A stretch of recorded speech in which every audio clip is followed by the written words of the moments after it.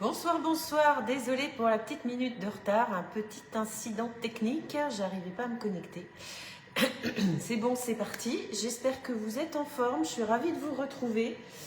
Et c'est mercredi, c'est la recette du mercredi. Alors, je vous attends, je vais finir de vérifier mes ingrédients. Hop. Mon moule, il est là. Le four, je vais le préchauffer. Je vous attends, je vous attends. Alors, c'est une semaine très chargée. Très intense, mais je suis là et je vais vous raconter tout ça. Alors ça, je vais commencer par le mettre sous vide, comme ça sera fait. Alors Florence, si jamais tu es là, je te répondrai plus tard à tes messages, je les vois passer, mais je ne peux pas répondre. D'ailleurs, je vais couper la... Voilà, coucou Antoinette, coucou. Il s'est passé plein de choses depuis mercredi dernier, justement, avec Antoinette et les autres Bretons. Coucou Yvette. J'ai fait quelque chose que je n'avais pas fait depuis longtemps, un atelier à distance. Vous avez peut-être vu passer sur ma page. C'était super sympa. Donc, moi dans ma cuisine, les Bretons dans la cuisine de Catherine.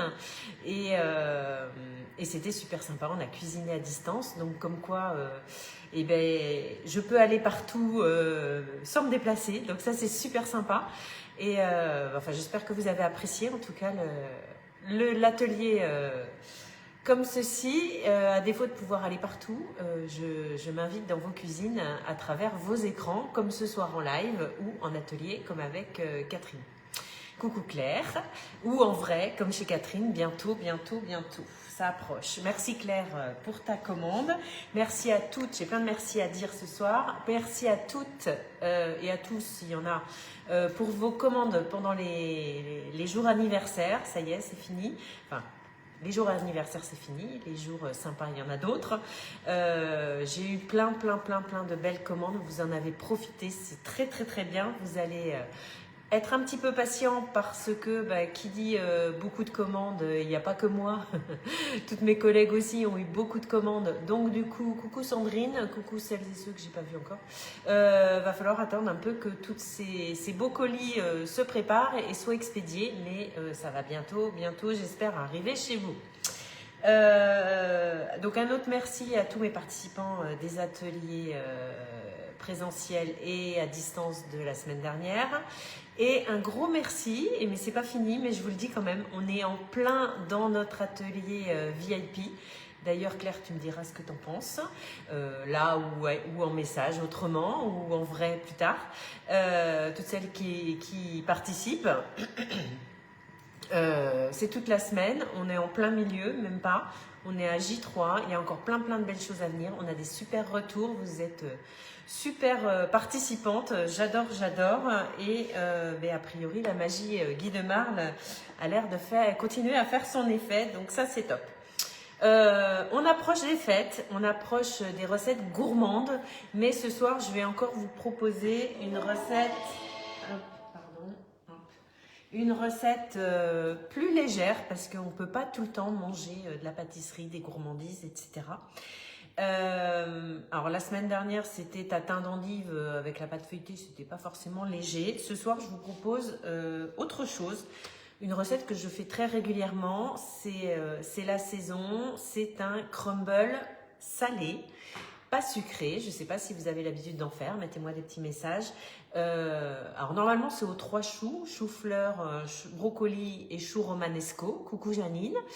Mais ce soir, quand j'ai fait mon marché, j'ai choisi de n'en prendre que 2. Donc j'ai du chou romanesco et du chou-fleur. J'ai pas pris de brocoli. Donc ils ont cuit à la vapeur, là ça vient de terminer, normalement c'est cuit, donc c'est ça qui est top, c'est qu'on peut se les cuire à l'avance. J'avais un bon chou-fleur, donc j'ai pas tout mis et j'ai mis le reste sous vide, donc mes petites sommités de chou-fleur plus les trognons, pas lavés, c'est pas la peine, hein, ça va faire de l'humidité, donc juste comme ça dans mon récipient sous vide. Petit clin d'œil, j'ai visionné, merci à vous toutes, c'est super sympa, toutes ces idées. Bon, c'est cool. De toute façon, en atelier, on ne peut pas voir tout ça, donc c'est aussi l'avantage de ce genre de proposition. Donc les sommités de chou-fleur restantes plus les petits oignons, je les garde et je les mettrai dans une soupe la semaine prochaine ou dans 15 jours quand j'aurai envie, parce que je ne vais pas manger du chou-fleur tous les jours et c'est l'avantage avec B-Save, on peut varier ses plats. Donc je vous ai dit, mes 2 choux sont cuits à la vapeur et je vais vous proposer donc le crumble de base. C'est sucré, c'est de la farine, du sucre, du beurre qu'on peut décliner comme on a envie. Moi souvent la farine je la remplace partiellement avec de la poudre d'amande ou de la poudre de noisette, ça dépend ce que je fais. Là ce soir donc c'est une version salée, donc forcément il n'y a pas de sucre. Et pour le côté un peu plus healthy, un petit peu plus sain, je vous propose de le faire à l'huile d'olive au lieu du beurre. Voilà, on va y arriver. L'huile d'olive, c'est l'idéal pour le passage au four. Et je vais mettre mes autres petits ingrédients. Donc, j'ai des flocons d'avoine et j'ai de la farine de sarrasin. Après, vous pouvez vraiment varier, décliner la recette comme vous avez envie. Donc, le crumble, c'est tout simple. Moi, je prends au tornado. Vous pouvez le faire à la main. Hein, vos robots, c'est tout à fait possible. Donc, j'ai adapté ma recette avec 40 g de flocons d'avoine. Je vous partagerai tout ça, bien sûr, comme d'habitude. Et pour les gourmands qui n'ont pas besoin de faire attention à leur ligne, vous pouvez bien sûr faire farine et beurre standard, il n'y a aucun souci. Je vous mettrai aussi la recette originale, les proportions originales. Donc, farine de sarrasin. Pourquoi farine de sarrasin? Pour les personnes que ça intéresse, elle est sans gluten. Donc, ça fait moins gonfler, c'est plus facile à digérer et éventuellement pour les personnes intolérantes ou allergiques au gluten, le sarrasin c'est très bien.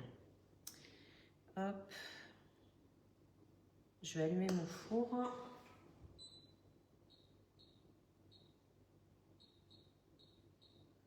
C'est parti. Hop. Donc farine, c'est super simple, hein, c'est super rapide, c'est super efficace. Comme d'habitude, donc pendant que ces légumes cuisent à la vapeur, on peut faire le crumble. Ensuite, vous choisissez des noix standards, des noisettes, ou un mélange ou ce que vous voulez. Moi, j'ai un reste de pignons de pain et j'ai décidé parce que en fait, j'ai des noix, mais j'ai eu la flemme de les. Enfin, j'ai eu la flemme, faut que je vous raconte. J'ai pas eu le temps de les casser, donc je remplace par des pignons de pain. Dans les versions salées, c'est très sympa. Dans les versions de crumble sucré, je vous conseille les amandes, les noisettes, c'est très sympa aussi. Et je voulais vous dire aussi, à la place du beurre et ou de l'huile d'olive, en matière grasse, vous pouvez mettre de la purée d'amandes, de la purée de noisettes, de la purée d'oléagineux, ce que vous voulez. Ça c'est bon. Ensuite, chez l'huile d'olive, je vais mettre après. Ensuite, sel, poivre, coucou Bernadette, partagez, merci. Vous pouvez mettre du sel, du poivre, mais moi je vais mettre, pour quand même un petit peu de gourmandise et un bon petit goût, du parmesan. Donc du coup, je ne vais pas saler. Parce que c'est pareil, j'évite au maximum de trop saler mes plats. Je préfère rajouter un petit peu de sel après cuisson, au moment de la dégustation, comme ça évite de trop charger en sel. Ensuite, si vous voulez la gourmandise Guy de Marle, indispensable pour tous vos plats, salade, quiche, cake, tarte salée, ou crumble, ou juste comme ça, par gourmandise sur une salade, c'est les graines et oignons frits. Donc ça, je vais prendre une cuillère, ça sera mieux. Je vous montre à quoi ça ressemble. Ça, c'est sur la boutique en ligne, ça existe en petits pots en verre ou en grande recharge de 500 grammes. Quand on a goûté, forcément, on ne prend plus les petits pots en verre, on prend des grands sacs. Donc, graines et oignons frits. Je vous redis ce qu'il y a dedans. J'ai même pas pesé, mais c'est pas grave, c'est gourmand. Il y a des oignons frits, forcément. Il y a un mélange de 6 graines, du lin brun jaune, du millet du pavot, des graines de sésame, du tournesol, des graines de courge. et des graines de chia. Donc ça, c'est super sympa. En parlant de graines de chia, il faut que je pense que je vous propose ce soir une deuxième recette, la petite recette sucrée, mais pas sucrée, qui va avec dans le thème sain et bon pour la santé. Donc on est bon, le sel c'est fait, nanana, il reste l'huile d'olive, 40 grammes ou 30 grammes de beurre. Ok, tac. Alors forcément, en fonction de la quantité de légumes que vous avez et en fonction du plat que vous souhaitez utiliser, vous allez avoir besoin de doubler ou tripler ou pas les quantités. Ensuite, tout simplement, je ferme mon tornado et je mixe. Sachant que là, c'est pas vraiment haché quoi que ce soit, c'est juste mélanger les ingrédients ensemble. Quand vous avez de la farine et du beurre, vous mettez du beurre en petits morceaux et il va dans le tornado. Ça marche très bien pour faire la préparation. Donc là, je vous montre ce que ça fait au bout de quelques tours de... Comme il n'y a rien à mixer là, s'il y avait eu des noix, je les aurais mixées en premier. Les pignons de pain, il n'y a pas forcément besoin. Regardez, c'est déjà prêt, c'est déjà fait. Ça ressemble vraiment à un crumble. Ça tombe bien, c'est ça qu'on fait. Je vois que vous êtes nombreux, il y en a plein qui sont arrivés. Bonsoir tout le monde. Je n'ai pas vu tout le monde passer, mais bonsoir tout le monde. Donc ça, c'est déjà prêt. Vous voyez, ça prend que quelques minutes. Et je vous propose, en attendant que mon four soit chaud, de préparer un petit dessert. Alors, hop, le petit dessert, c'est hop, ça, 2 ingrédients et un biceil. Attends, il est où mon petit, là, mon petit pot, tac, ça, je ne sais pas si vous voyez, je vais mettre là. Un petit récipient ou un grand, en fonction de la quantité que vous voulez préparer. Je crois que moi, ça va être un grand parce que mes petits sont utilisés. Non, j'en ai un. Hop. Donc la portion, ça s'appelle alors ça a différents noms, un overnight pudding, parce qu'en général on fait ça la veille pour le lendemain matin. Overnight, ça veut dire on passe la nuit. Pudding, voilà, vous allez imaginer ce que c'est. Aux graines de chia. Donc les graines de chia, c'est super bon pour la santé, ça fait des protéines végétales, donc ça c'est bien. Et je vous la propose, donc soit vous le faites avec du yaourt, soit vous le faites avec du fromage frais, skyr, etc., comme vous voulez, soit vous le faites avec du lait de coco. Suite à mon voyage en Thaïlande de cette année, je crois que c'est en Thaïlande que j'ai découvert ça. Je ne sais plus, la recette qu'on a eue pendant le voyage, les copines, vous me direz. Faut faire attention quand vous achetez du lait de coco. Donc déjà, vous avez différents formats. Vous avez les boîtes de conserve, vous avez les petites briques. Forcément, plus la contenance est petite, plus vous allez payer cher au kilo, au litre. Mais il faut faire attention aussi, surtout au pourcentage de coco qu'il y a dans celle que vous achetez. Donc moi, ce que je vous conseille, et ce qui m'a été conseillé, hein, je fais que répéter ce qu'on m'a dit, c'est qu'il faut qu'il y ait au moins 70-75% de coco dedans. Donc celle-là, elle en a 76. Mais j'en ai trouvé, alors en 1 litre, c'est bien, surtout si vous êtes équipé Bicef, parce qu'une fois que c'est ouvert, vous pouvez le mettre sous vide et préparer vos petits desserts, soit du yaourt coco, soit de la glace coco, soit des bounty, soit... soit ce qu'on est en train de faire là, je sais plus ce que je veux dire. Oui, en magasin asiatique, j'en ai trouvé à 92 ou 95%. Donc franchement, ça c'est super, super bien. Et il n'y a pas d'additifs. Ça, faut faire attention justement selon les marques et selon les contenants. Donc, coucou Nicole, oui, j'ai vu, coucou. Donc, la proportion, entre guillemets, c'est la taille d'un yaourt, normalement, ou un peu plus, suivant votre gourmandise. Voilà, j'aurais dû secouer un peu plus, parce que là, on est sur la version. Faites attention à ça aussi, selon le lait de coco que vous achetez.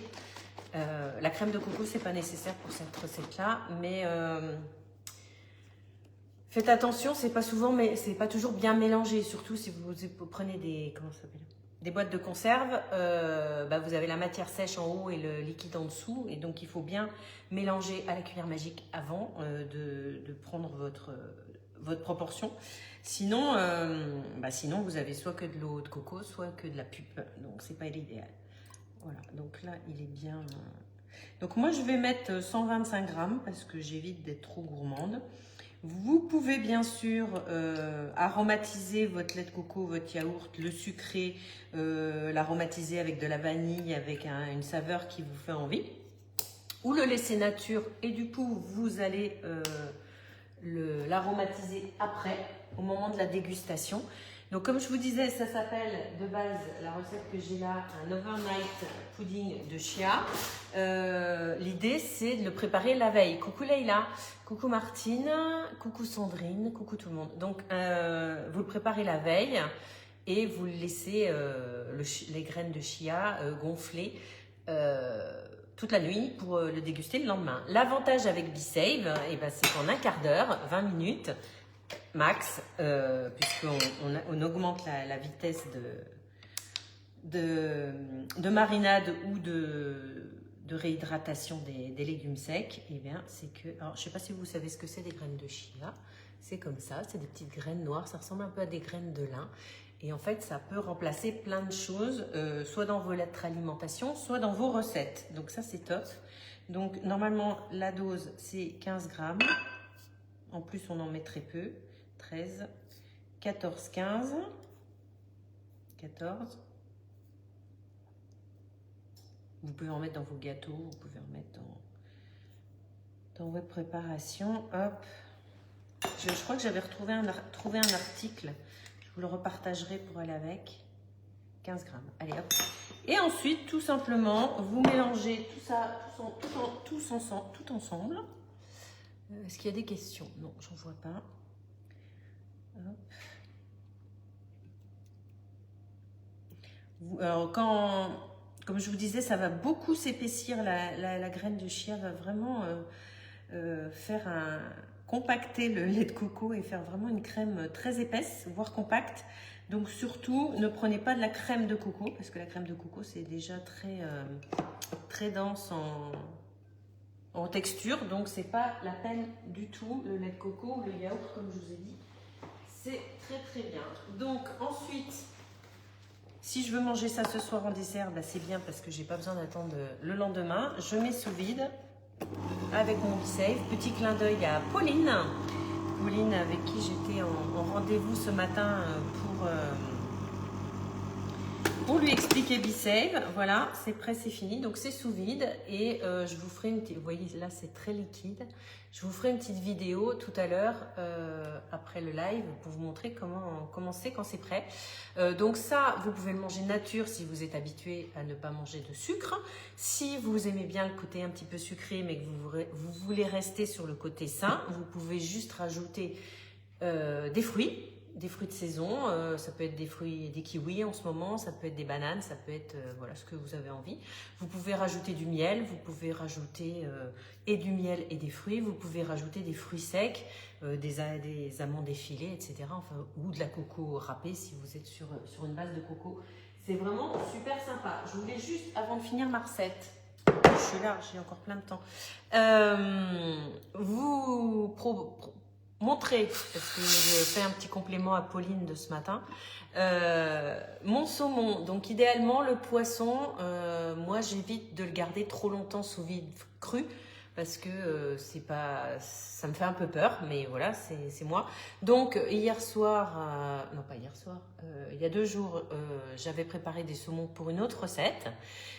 Donc j'en ai cuit un peu plus parce que comme ça évite de chauffer 50 fois la poêle, la plaque, le grill, etc. Et j'en ai cuit un peu plus et je l'ai mis sous vide. Et là je vais pouvoir le manger tranquillement. Je vais le remettre sous vide et le manger dans quelques jours. Ou quel jour on est? Mercredi, la semaine prochaine, sans aucun problème. Là, ça tombe bien, j'avais mis la date, dis donc.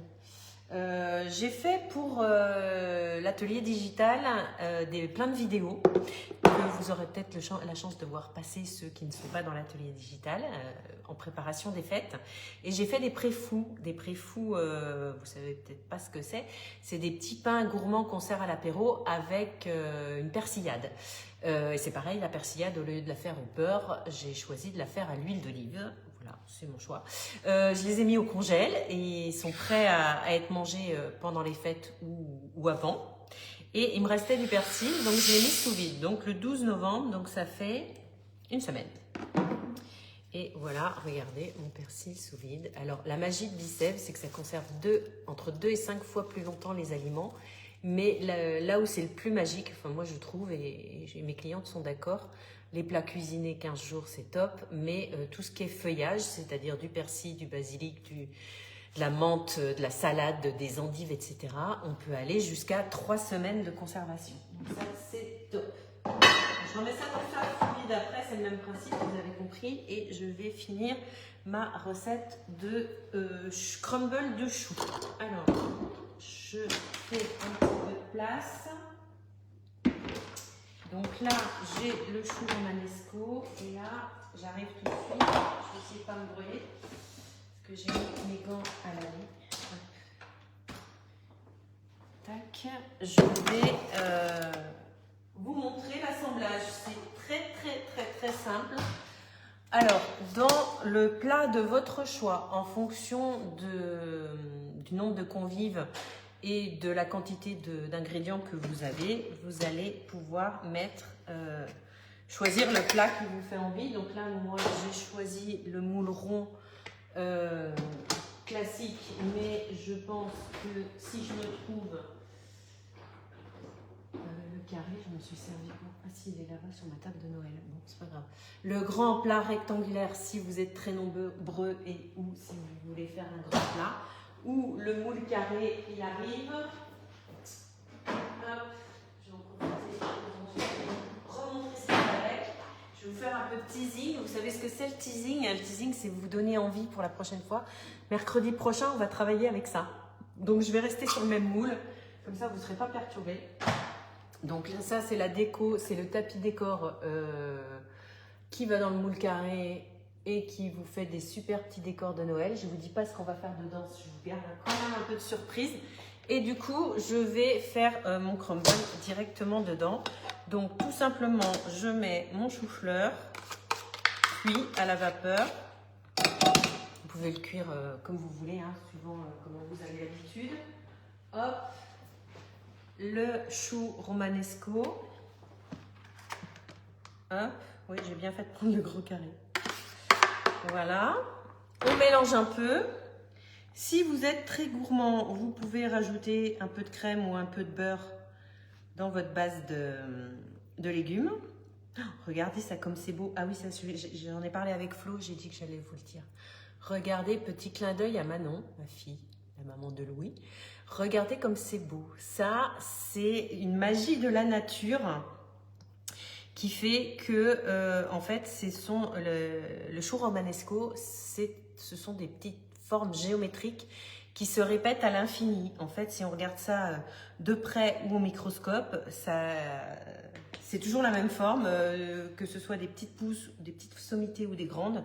Et ça s'appelle, si je ne me trompe pas, parce que ma fille a étudié ça au lycée, je crois, donc ça date un peu, des fractales. Hein. Et il y en a plein dans la nature. Et vous tapez ça sur Internet, vous allez voir, c'est magique, c'est super beau. Je trouve que, voilà, c'est rien que la forme par rapport à du chou brocoli ou du chou-fleur, c'est super beau.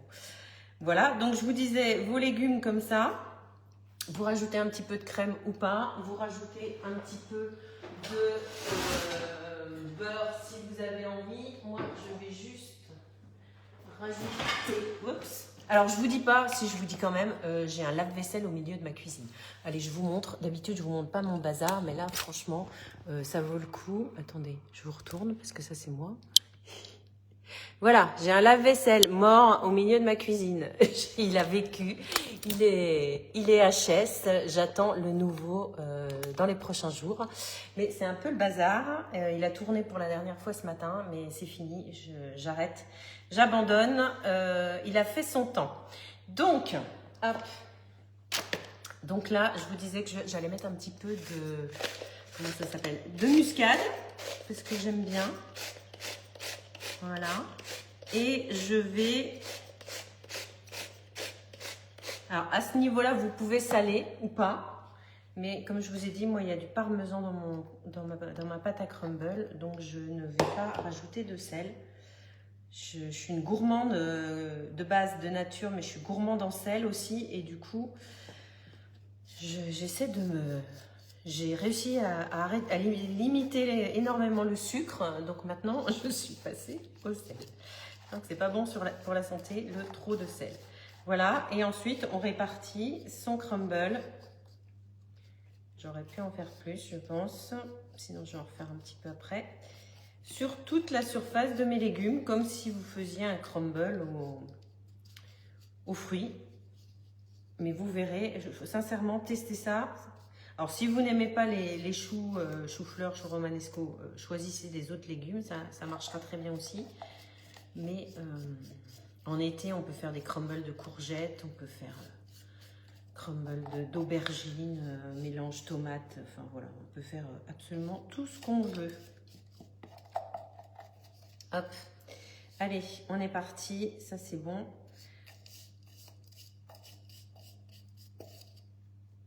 Oui, je vais en refaire un petit peu. Je vais vous laisser et je vais en faire un petit peu. Et là, on est parti. Bah, en fait, il n'y a pas de cuisson puisque les légumes sont cuits déjà.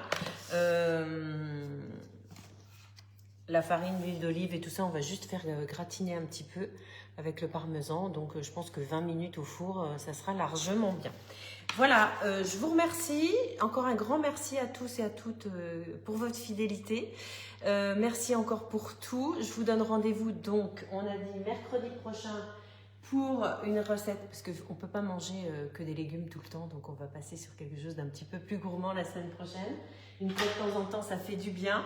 J'ai des ateliers ce week-end, donc un grand coucou à mes invités de ce week-end. Et pour celles qui sont sur l'atelier digital, ça continue.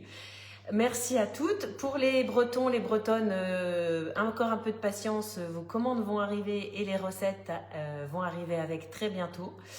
J'étais en tour de l'Occitanie toute la journée aujourd'hui, donc j'ai pas pu avancer beaucoup. Mais ça arrive très bientôt. Je vous fais des bisous, je vous dis merci, très très bonne soirée. Je suis presque à l'heure. Il est 19h28, je vous souhaite un très bon appétit et je vous dis à très bientôt. Bye bye.